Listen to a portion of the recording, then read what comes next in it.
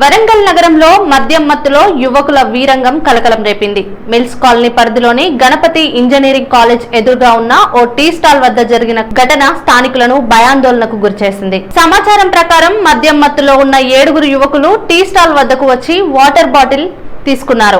ఈ క్రమంలో వారిలో ఒకరు కౌంటర్ పైనే ఉమ్మి వేయడంతో టీ స్టాల్ యజమాని ఎందుకలా చేశారని ప్రశ్నించాడు. దీంతో ఆగ్రహానికి గురైన యువకులు యజమానితో వాగ్వాదానికి దిగారు. వాగ్వాదం కాస్త ఉద్రిక్తంగా మారడంతో మందుబాబులు టీ స్టాల్ యజమానిపై సీసాలతో దాడి చేసినట్లు తెలుస్తోంది.